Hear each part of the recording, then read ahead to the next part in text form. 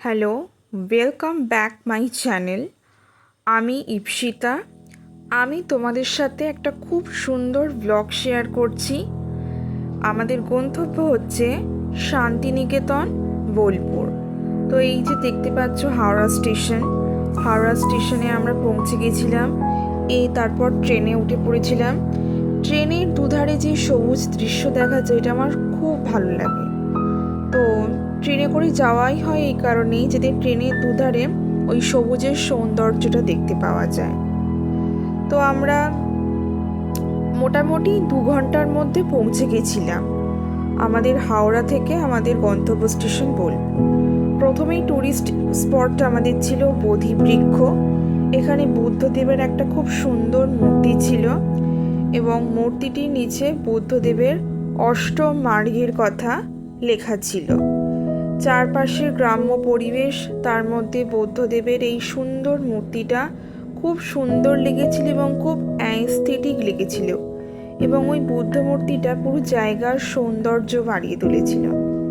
এটি হচ্ছে বিশ্বভারতী বিশ্ববিদ্যালয়ের স্থাপত্যগুলোর মধ্যে একটি।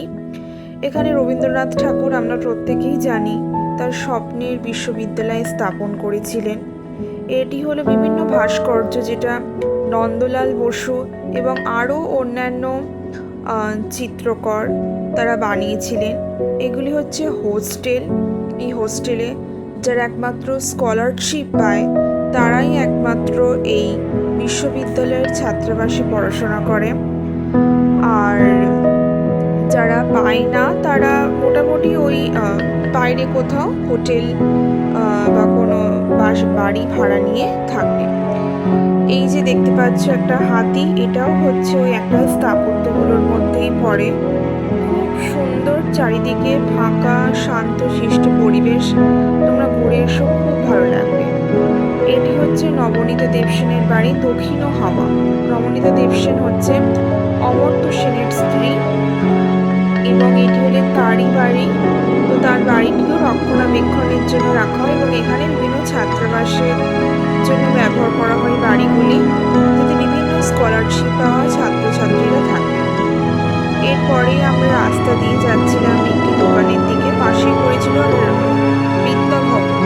এখানে বিভিন্ন ভাষার পরিচর্যা করা হয়।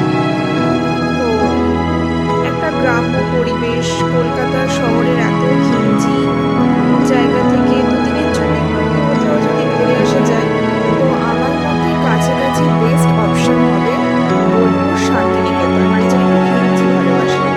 এই যে গাছটি, এই গাছটি হচ্ছে বটবৃক্ষ, রসুন তৈরি হয়। এটি হলেন রবীন্দ্রনাথের তৈরি। এখানে মসজিদ, তারপর গির্জা এবং সব কিছুই রয়েছে রবীন্দ্রনাথের